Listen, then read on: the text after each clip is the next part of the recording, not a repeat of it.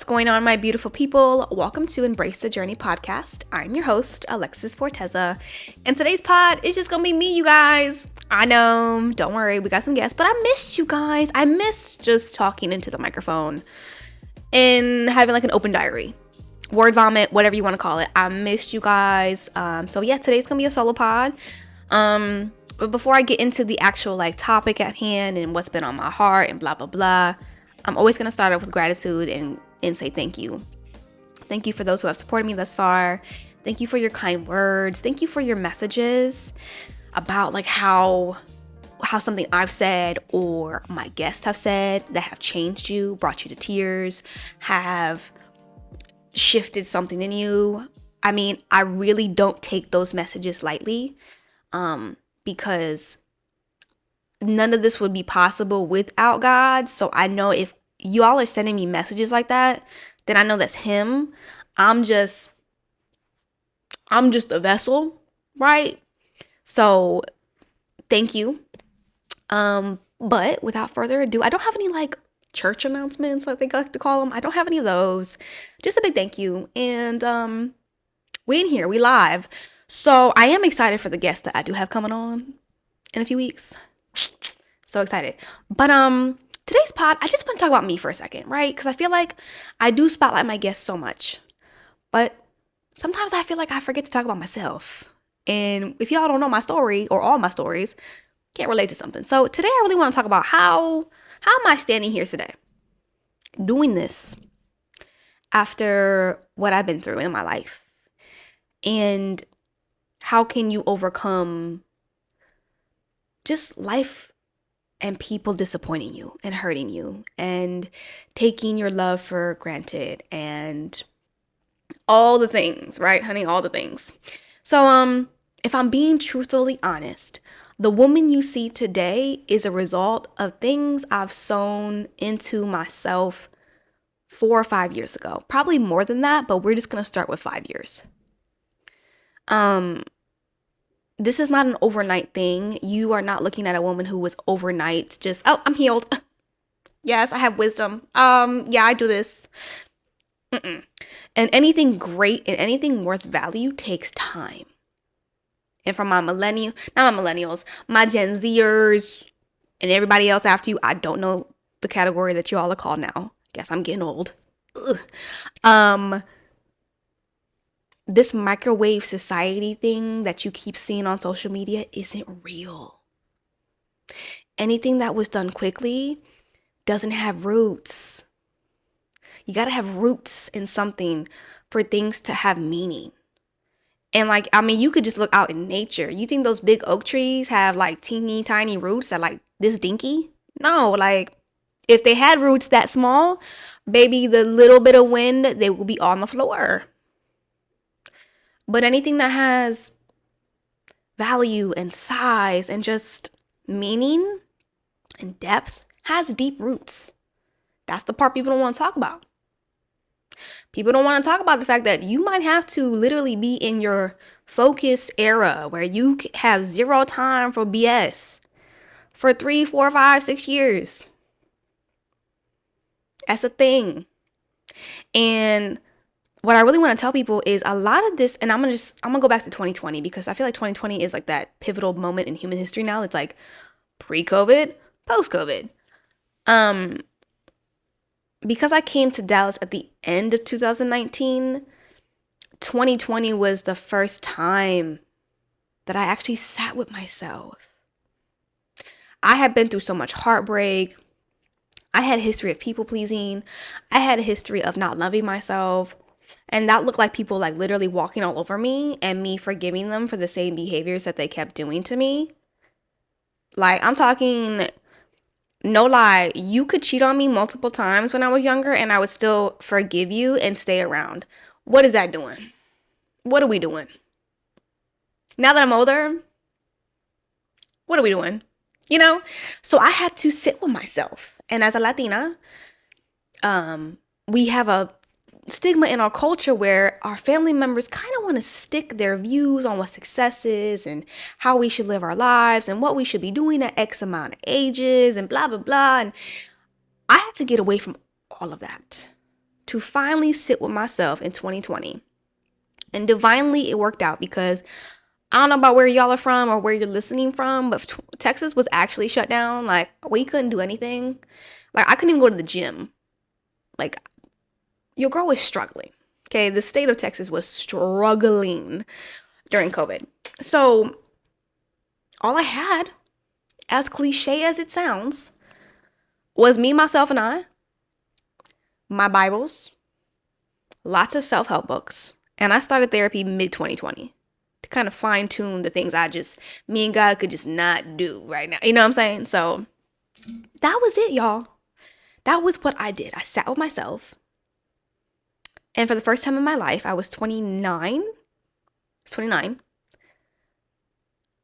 I finally got to ask Alexis, my inner self, what do you like? What do you dislike? What do you want out of life? And within that, divinely, I was able to dissect why I did certain things. I would ask myself questions. This is why I'm a questions person. I love questions because I ask myself questions. I would ask my inner self questions like, girl,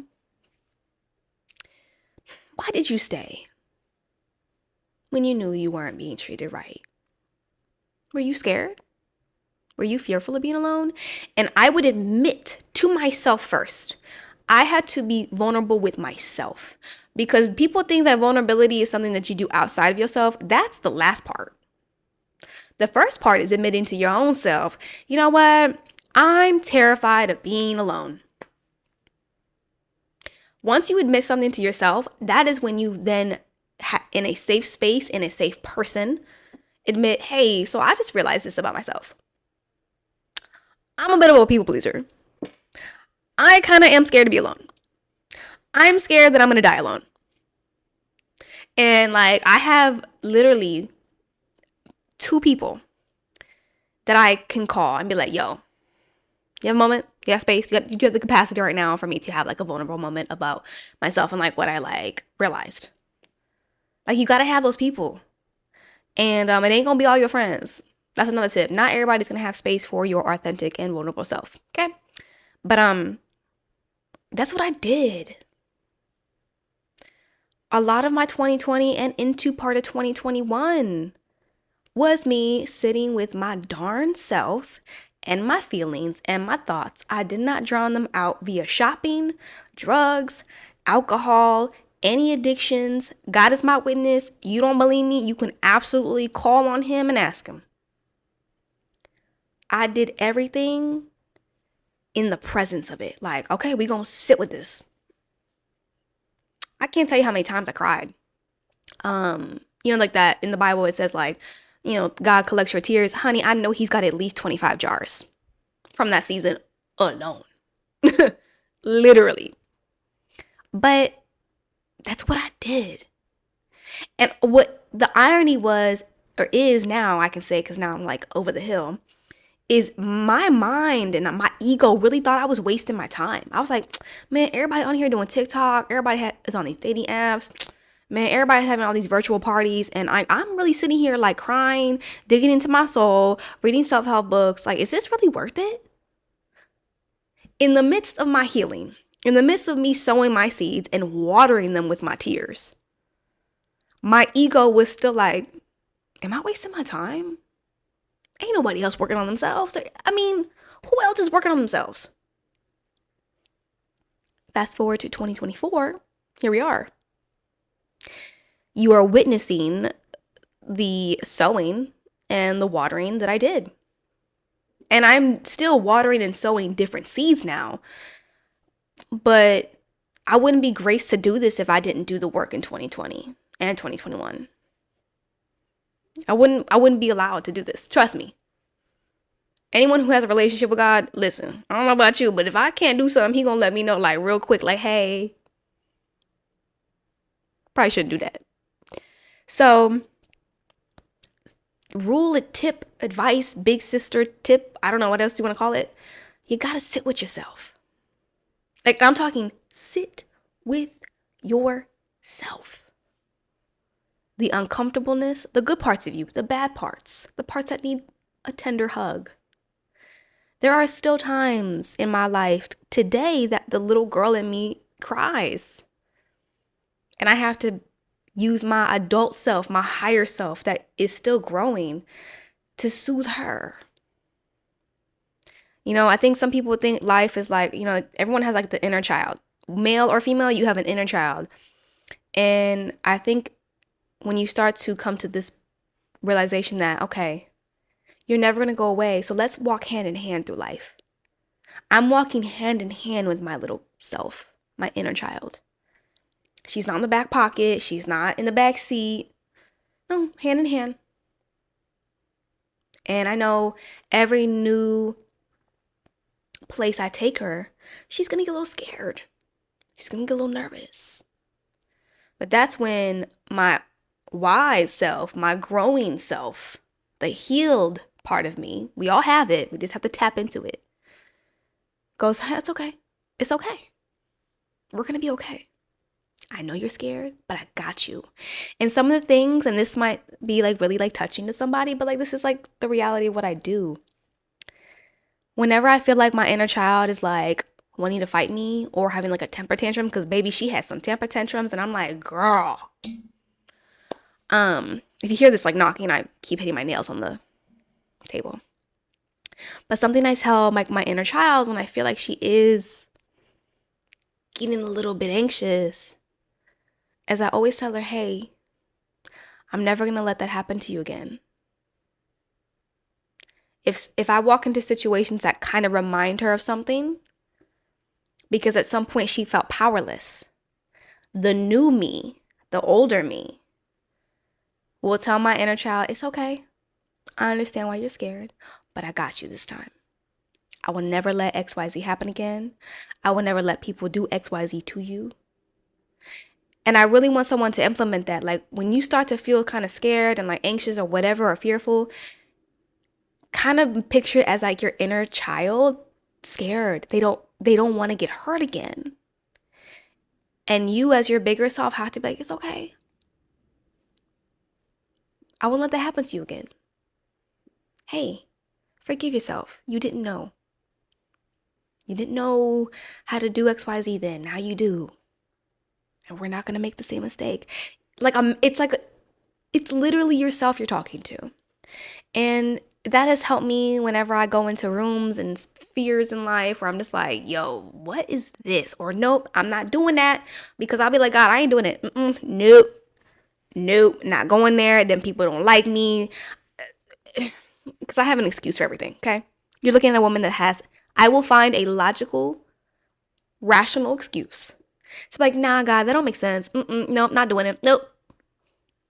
So, sitting with myself, acknowledging my inner child, walking hand in hand with her, not she ain't behind me, hand in hand, side by side, has allowed me to face disappointment differently.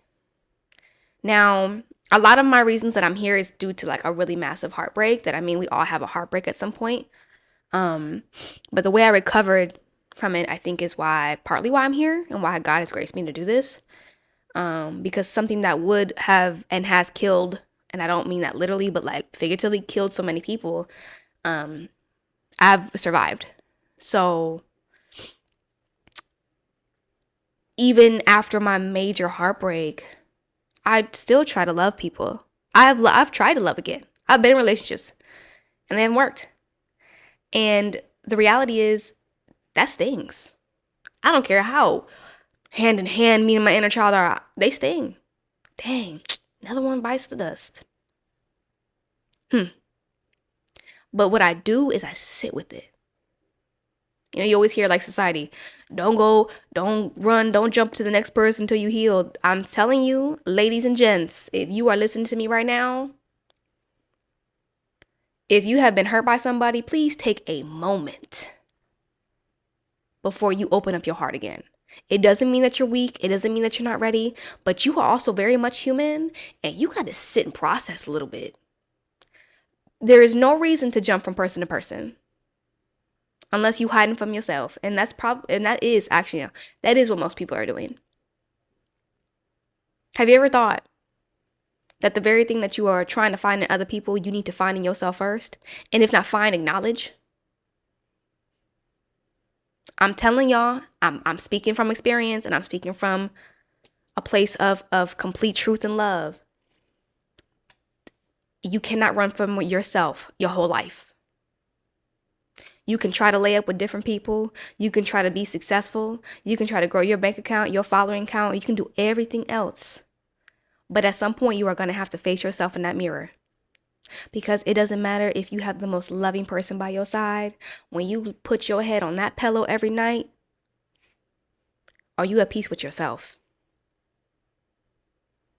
And being at peace with yourself is also admitting, you know what? I did let myself down. I did. But I can recover. My life isn't over. So I don't know who needs to hear that, but like I'm telling you, from a big sister point of view, auntie, titi, whatever, you can only run away from yourself so long. I've seen it even in family members, co-workers, and they're much older than me. And to see in their eyes that they are just now facing themselves at 62, that's hard to deal with at 62. Imagine you got 62 years of things you didn't deal with. I'm 33. I've gotten a grasp on most of my things. Like, okay, I just got like a little carry-on bag of issues. You know, they're my thorns. I call them my thorns, that they always kind of pop up now and then. But I was like, at least I got a hold on these. I do not want anyone who's listening to have an epiphany later on in life at 85. And you're like, oh my gosh, like I didn't deal with nothing. Don't do it. It's not worth it. Because when you have a handle on what you have that you can deal with, loving others and loving yourself becomes so much more easier. Because now I'm not ashamed. I'd be like, hey, like, so see this right here in my bag? So this is that pesky thing that I deal with. Sometimes it's my doubt. I have a lot of self-doubt. Let me tell you why. Let me give you a little story. Then it becomes a conversation. Then it becomes a space where you can grow with somebody. But if you're like, I ain't got no bags, and the person who's trying to get to know you goes, then what are those 5 suitcases behind you? Oh, that's nothing. That always comes with me. Those bags always come with me. And a person who tries to love you will sound like, you really want to carry all those for the rest of your life? You don't want me to help you unpack those? Nah, I'm good. What you trying to say? I got too many bags? If any of your conversations have sound like that, I'm going to need you to sit with yourself. At least try to unpack one. God is always going to send, and I've seen this with my own eyes, God will always send you somebody to help you unpack, to encourage you. But if you don't want to do it, they're not going to do it for you, baby. Someone is supposed to come with you in life to help you along your journey, not do it for you. My podcast is titled Embrace the Journey. But if you don't want to go on that journey for yourself, it's going to be very hard. It's going to be a long road. And then someone's going to you're going to project. That's why we have the word, what? Projection? Yeah. Oh, they project on you. You know how many people project their problems on me? And I said, as a former people pleaser, raise your hand if you are a people pleaser. I'm a former one, and I always say that I am a recovering or former, whichever word I like to use. I'm a recovering people pleaser because it's a thorn. It's one of my. Hey, let's talk about this one. Let's talk about people pleasing. I have a much better grasp on it now. But as a people pleaser, like I realized, like I was trying to save people. I wanted to be the savior. I wanted the badge of honor. Like I saved you. And every time as I sat with myself in 2020, and I said, ooh, why do I always feel drained? That's because I'm trying to help people on journeys that they not even fighting. They're not even on. It is not your job. I don't know who needs to hear this, but this is coming from the depths of my soul. It is not your job to fight people's demons if they're not fighting them themselves. You are asking to be scarred, hurt, and bruised by a battle you're not even supposed to be in. Come on. You're not supposed to be in there. And God had to work on me through that. He's like, yeah, you have a savior complex because you don't think that you're worth it. This is literally what I was told in the spirit, in prayer, all the things. Alexis, part of the reason, not all, but part of the reason why people pleasing has been so attached to you is because you don't believe that you are good enough just being.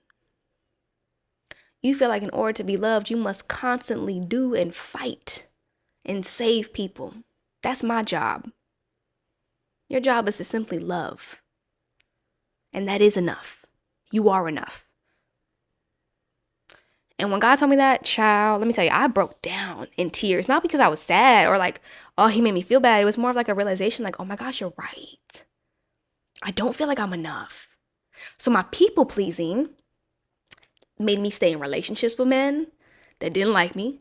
Because I thought, well, if I do X, Y, Z, they'll change. No, they won't. They don't like you, boo. But I'm going to have to touch that subject on another podcast about how I feel like men nowadays don't like women, but put a pin in that. But those were the kind of conversations and realizations I was having in 2020. That's why you must sit with yourself. I don't know what the title of this message is going to be, but sit with yourself might be one of them. Sit with yourself. Sit with your problems, your issues, open up every suitcase and sit with that mess. Because the more you stuff it away, let me get another suitcase. Put more problems in that one. Okay. It's just going to get overwhelming. So, and that is not to say that some of my little things pop up now and then. They do. But I go, something's trying to get me. Something's trying to pull out that. And that's part of life. You're always going to be in this evolutionary self-awareness, self-healing, self-growing. It doesn't stop until you die. And also, please don't put perfection on you either. I had to get rid of that as well, because sometimes I have a tendency to make myself a project all the time and forget to live. Don't do that either. So, to wrap this up, the reason I am self-aware, the reason I have the wisdom that I have, the reason that I'm able to do this, the reason that my boundaries are my boundaries, the reason that I'm able to communicate the way I am and do is because I took the time to sit with my darn self in my suitcases and I unpacked everything. And I wonder, and I want to just leave you with a question. Quite possibly, maybe the reason that things have not gone the best for you is partly because you play a part in that. Not that it's fully your fault, but maybe the part that you finally need to play is, maybe I need to start sitting with myself a little bit more.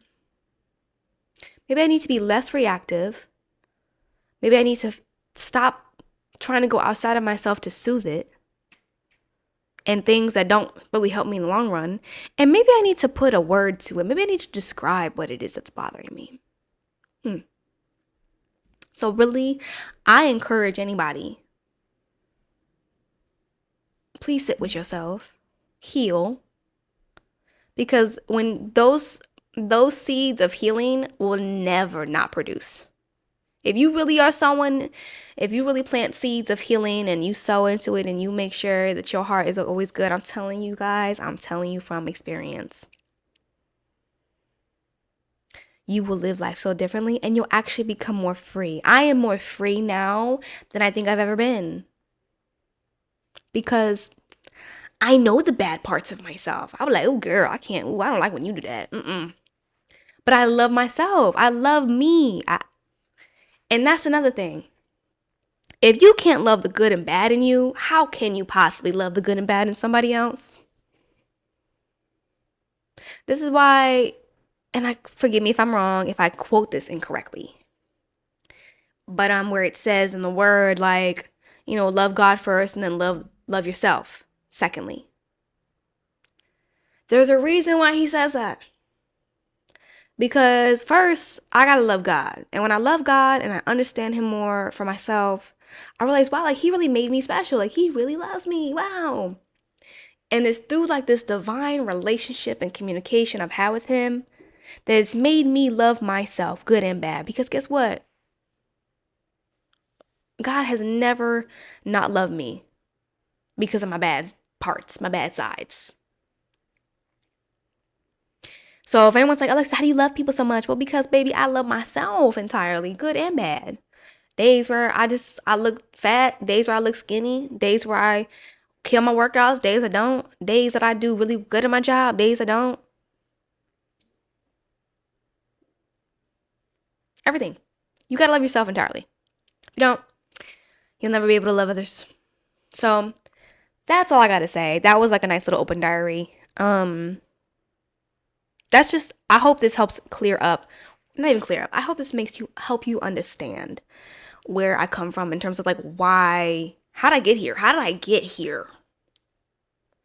How did I get to this point of